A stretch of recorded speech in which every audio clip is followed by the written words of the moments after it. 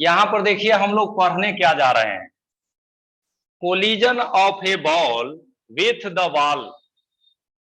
Collision of A ball with the ball, ये जो हम लिखे हैं इसका क्या मीनिंग है वह भी समझिए। अगर किसी बॉल को आप दीवार पर फेंकते हैं तो आप जानते हैं कि बॉल और दीवार के बीच में कोलिजन होता है।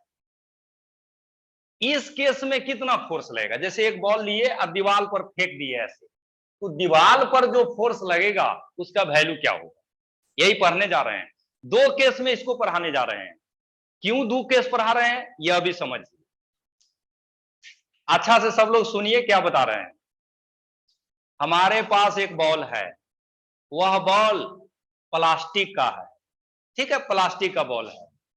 प्लास्टिक का बॉल लिए और दीवार पर फेंक दिए, फेंकिएगा ना तो आप देखते होइएगा, करके देखे होइएगा, दीवार से टकराने के बाद वह बॉल फिर आपके पास आ जाता। कई लोग को खेलते हुए आप देखे होइएगा, बॉल फेंक दिए, हाथ फैलाए हुए हैं, फिर कैच हो गया, फेंके कैच हो गया। तो प्लास्टिक का बॉल फेंकते थे तो दीवार से टकरा के वापस आ जाता था। अब क्या कीजिए, वो प्लास्टिक का बॉल हटा दीजिए, एक नया बॉल आप बनाइए अपने से, और वह बॉल आटा का बनाइए। आटा का नाम सुने होइएगा, आटा के नाम सुन करके सब लोग को बहुत सारी बात याद आते रहता है कि कैसे रोटी बनता है। रोटी बनाने से पहले बहुत एक प्रोसेस से हम लोग को पास होना पड़ता है, आटा को पानी में मिला करके गूंथना पड़ता है, उसके बाद बॉल जैसा आटा को बनाना पड़ता है, तब जाके रोटी बनता है। करना क्या है कि साना हुआ आटा का एक बॉल आप बना लीजिए, और वो बॉल दीवार पर फेंकिए, फेंक दिए, हाथ फैला के रहिए। आप बताइए हाथ में वापस आएगा कि नहीं आएगा? नहीं आएगा। यहां से यह कहना हम चाहते हैं कि दीवार पर जो बॉल का कोलिजन होगा वह दो प्रकार से होता है। एक, बॉल जाएगा टकरा के वापस आ जाएगा, और एक बॉल जाएगा तो जरूर लेकिन वापस नहीं आएगा। एक ऐसा कोलिजन जिसमें वापस नहीं लौटता है उसको फिजिक्स में इन इलास्टिक कोलिजन कहा जाता है। यहां पर आपको करके दिखाते हैं। जैसे देखिए, एक बॉल को हम लिए, बॉल का मास m है, v वेलोसिटी से फेंक दिए, ये बॉल दीवार की तरफ गया, अब दीवाले में चिपक गया, अब वापस नहीं आ रहा है। ऐसा कोलिजन जब फिजिक्स में होगा तो इसका नाम इन इलास्टिक रखा गया है। दूसरा केस में, बॉल को आप फेंके थे, v वेलोसिटी से बॉल गया, दीवार से टकराया, टकराने के बाद ये बॉल अब वापस लौट रहा है। ऐसा कोलिजन जब होगा तो इसका नाम इलास्टिक कोलिजन रखा गया है। तो दीवार से बॉल का कोलिजन दो तरह से होता है, एक चिपक जाने वाला केस है, दूसरा में रिटर्न होने वाला केस है। हम जानना चाहते हैं कि दोनों केस में फोर्स कितना होगा, जब चिपकेगा तब कितना फोर्स लगेगा, और जब वापस लौट गया तब कितना लगेगा। करना कुछ नहीं है, इनिशियल और फाइनल मोमेंटम आप निकालिए। इस केस में आइए, ये चिपक गया है, आप बताइए बॉल दीवार से जब टकराया उसके बाद बॉल मोशन में रहेगा कि रेस्ट में रहेगा? रेस्ट में हो जाएगा, यानी फाइनली रेस्ट में है। यहां देखिए रेस्ट में आ गया है, यहां मोशन में है, तो इनिशियल मोमेंटम देखिए कितना होगा। इनिशियल मोमेंटम ऐसे लिखेंगे, इनिशियल मोमेंटम P इनिशियल ऐसे लिख रहे हैं आप, P आई फॉर इनिशियल, कितना लिखिएगा? मास गुने वेलोसिटी। ये बॉल जो है ना जिधर जा रहा है, हम यहां पर दिखा देते हैं ऐसे, ये जो डायरेक्शन है यह एक्स एक्सिस है, ये जो डायरेक्शन है यह वाई एक्सिस है। इसमें भी दिखा देते हैं, ये जो डायरेक्शन है एक्स एक्सिस और यह जो है वाई एक्सिस।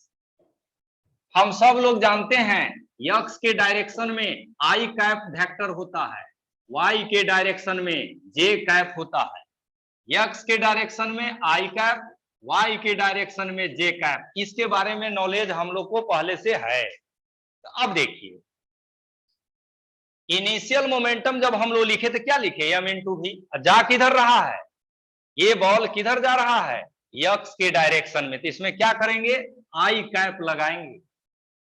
मोमेंटम वेक्टर होते हैं, वेक्टर में डायरेक्शन होते हैं, डायरेक्शन को आई जे के कैप से लिखा जाता है, लिख दिए। अब फाइनल मोमेंटम देखिए, फाइनल मोमेंटम पी फाइनल बराबर, हाँ तो देखिए फाइनली बॉल क्या हो गया है, रेस्ट में, रेस्ट में मोमेंटम जीरो होता है, लिख लिए। अब फोर्स कितना लगेगा, यहीं से by Newton second law,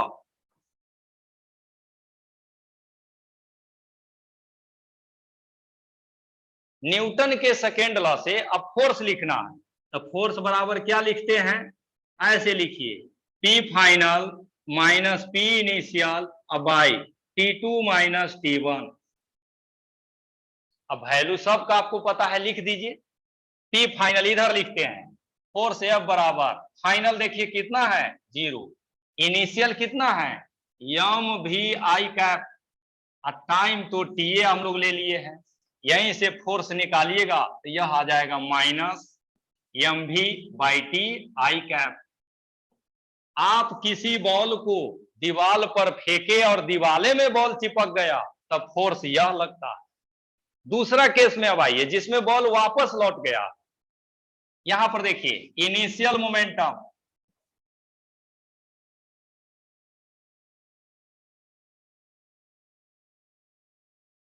final momentum,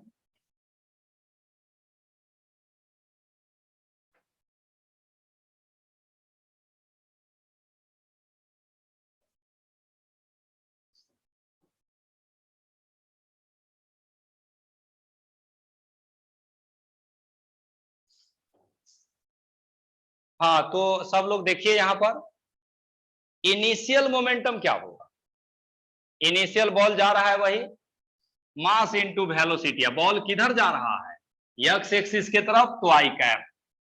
final देखिए अब बॉल लौट के आ रहा है, मोमेंटम कितना हो जाएगा, मास गुने वेलोसिटी, लेकिन अब जा किधर रहा है, एक्स के अपोजिट, क्या लगाएंगे, माइनस आई कैप।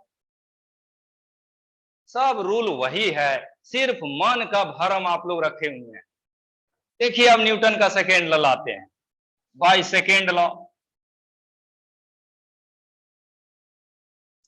न्यूटन के सेकेंड लॉ से फोर्स एफ बराबर वही लिखना है, P final minus P initial by T2 minus T1।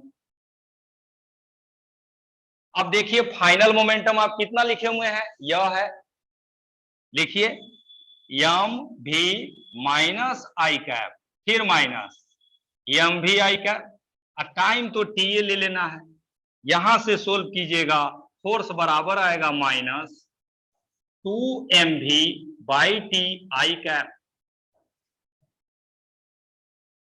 सब आपके सामने है, बॉल गया चिपक गया लौट के नहीं आया तब फोर्स यह लगा था, यहां पर बॉल गया टकराने के बाद लौट के आ गया तब फोर्स यह लगा।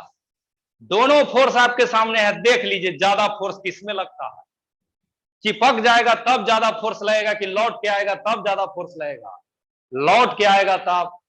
इसीलिए इसीलिए क्रिकेट अगर आप खेलते होइएगा तो वहां पर ऑब्जर्व करिएगा, बैट्समैन शॉट मारा, आप कैच करने गए, कैच कर लिए तो बहुत ठीक है, कोई दिक्कत नहीं, लेकिन कैच जब छूट जाता है तो देखिएगा बहुत जोर से चोट लगता है हाथ में, कभी कभी उंगली भी टूट जाता है। छूटने वाला केस यह है, पकड़ने वाला केस यह है, पकड़ने वाला से दुगुना फोर्स लगता है छूटने वाले केस में। ये सभी बातें न्यूटन के नियम से पढ़ते हैं और ये सभी बातें 9 क्लास में नहीं पढ़ाई होता है, 11 क्लास में हम लोग सीखते हैं। तो ये सब लिख लीजिए। अब अंत में आप लोग के लिए सूचना है